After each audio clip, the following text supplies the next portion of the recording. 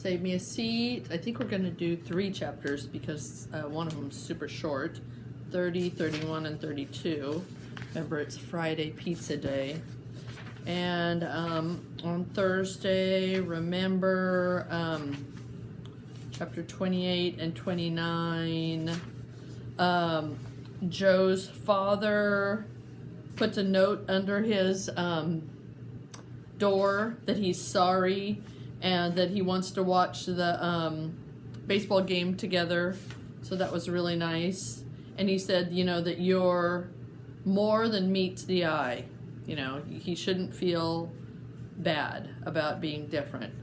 And then, and they're supposed to do that reflection writing. Bring something and then write about it, but not very much, a short something. And Ravi, he remembers that assignment, and he still feels really bad. And then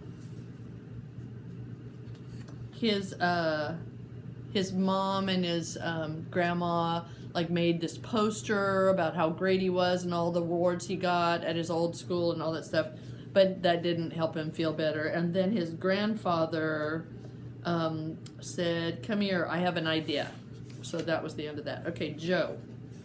Do you want to ride to school this morning? Mom asked. She's dressed and already wearing her apron. There's a flash of lightning followed by a boom of thunder. Sure, I tell her, looking out the window at the dark sky. I'll take a ride. I tip my glass up and drink the last of the strawberry banana smoothie she made me for breakfast. No huevos rancheros, just a smoothie and 2 bowls of Cheerios, like normal. Dad comes into the kitchen. There's a piece of tissue stuck to his chin where he cut himself shaving. Did you tell him yet? He asked my mother. Tell me what? I asked nervously. I'm quitting my job, Mom says. You don't have to do that, I tell her, even though I hope it's true. It's a done deal, she says. I already gave my notice. Today will be my last day. Don't we need the money? I ask. I'll find something else, Mom says. To be honest, I'm not crazy about the job anyway. When I suggested to the kitchen staff that maybe we could change up the menu a little, offer some healthier options like quinoa or tofu or something, they looked at me like I was crazy. I laugh. I'm happy to eat tofu and quinoa, but I'm even happier to eat chicken fingers and hamburgers.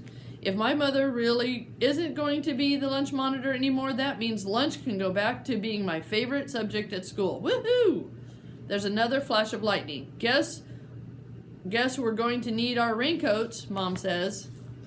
Game 1, 7 o'clock tonight, Dad reminds me. We're still on, right? Are you kidding, I say. Big Poppy is going to bring it home for the Sox. You think I want to miss that? When I go upstairs to brush my teeth, I find Mia hiding under the bed. She's afraid of thunderstorms. Remember, that's his dog. Don't worry, Mimi, I tell her, reaching under the bed to give her head a pat. Joey, my mother calls. Hurry up. The roads are going to be slick, and I don't want to be late. I give Mia one more pat, grab my backpack, and run downstairs. All set? Mom asks, handing me my raincoat. She's got hers on already. One sec, I tell her. I go to the kitchen, open the cupboard, and take out a small glass bowl like the one my mother had put the chopped cilantro in the day before. What's that for? She asks, as she watched me shove the bowl in my pocket. It's for an assignment, I tell her. I promise I'll bring it back. What's the assignment? She asks. Oh, crud. I'll explain in the car. When I tell my mom what I'm doing for my personal reflection project, she starts to cry. This time, for a change, it's the happy kind of crying. You are one terrific kid, she says. Do you know that? Believe it or not, I feel like I kind of do. I'm in a pretty good mood by the time we get to school. It doesn't hurt that Friday is pizza day at Einstein, my favorite school lunch of all. As we turn in the driveway, out of nowhere, this dark red minivan comes speeding around the corner and almost cuts us off. Watch out, my mother cries, honking the horn. The driver of the minivan honks back and doesn't even slow down. She just zooms past all the cars waiting to drop off kids and then cuts in front of the line and parks sideways so nobody can get past. A dark-haired woman in a long blue dress jumps out holding the biggest umbrella I've ever seen in my life. It's already pouring now. As my mom and I run across the parking lot together, jumping over puddles, the woman in the blue dress hurries around to the other side of the minivan and opens the sliding back door. A minute later, a little kid in a funny-looking red hat gets out. He's so small, at first I think he's in first grade or something, but when he turns around and I see the way he pushes up his glasses with his thumb, I know right away who it is. Don. Do you know who it is? Ravi. This is the next chapter. As my mother and I walk towards the front door together under our big umbrella, I notice Bigfoot crossing the street with a tall woman in a yellow coat. The wind blows her coat open and I recognize the apron she's wearing. She's one of the workers in the lunchroom, a person they call the lunch monitor. Could this be Bigfoot's mother? Suddenly I remember the cartoon Parima had found in my backpack. I'm Stupid's mommy. The person who drew the cartoon was insulting Bigfoot's mother, just as he insulted mine.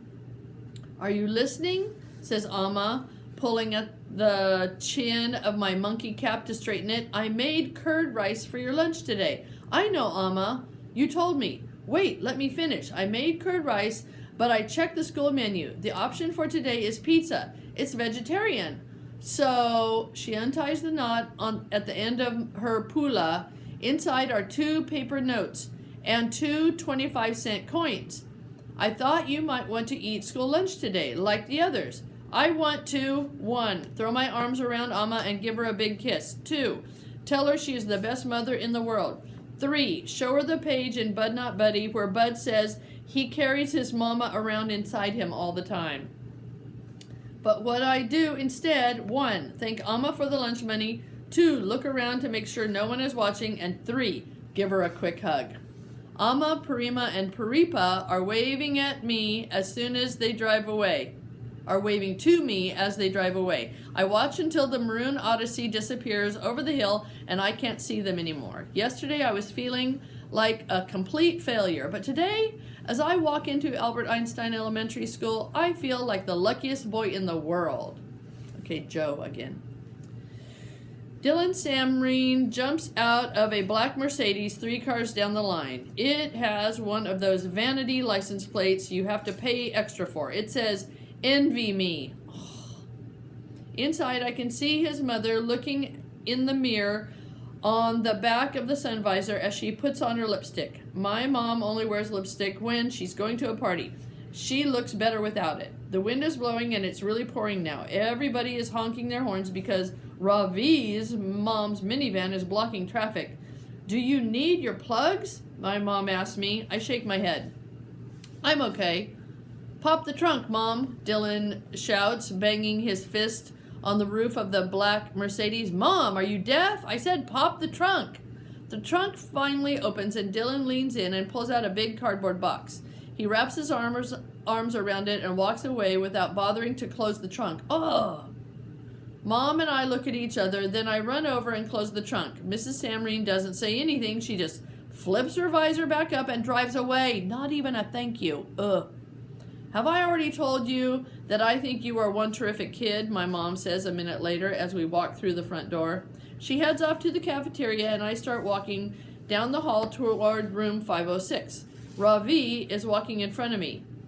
He has pulled off his weird red hat and is trying to comb his hair down flat with his fingers. It's not working too well. Dylan Samreen is standing by the door when we get there. Morning, ladies, he says, flashing one of his evil crocodile grins. Welcome back. We both ignore him. Ravi goes straight to his desk. I notice he's carrying a small package wrapped in the same kind of brown paper his math book was covered in.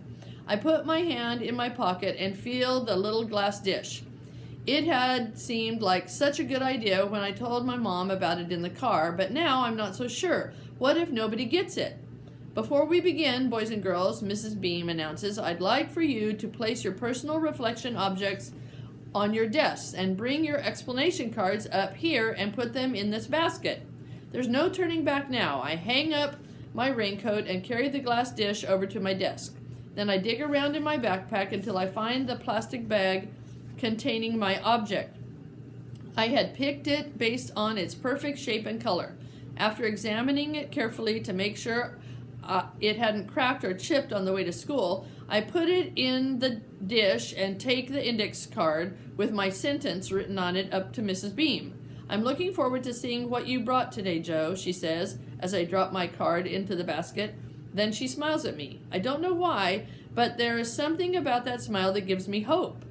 Maybe Mrs. Beam will like the idea I came up with for my project. Maybe she'll realize that I'm not really a pain in the neck who doesn't pay attention. Maybe she'll even write something nice about me on my report card at the end of the year, the way Mr. Barnes did.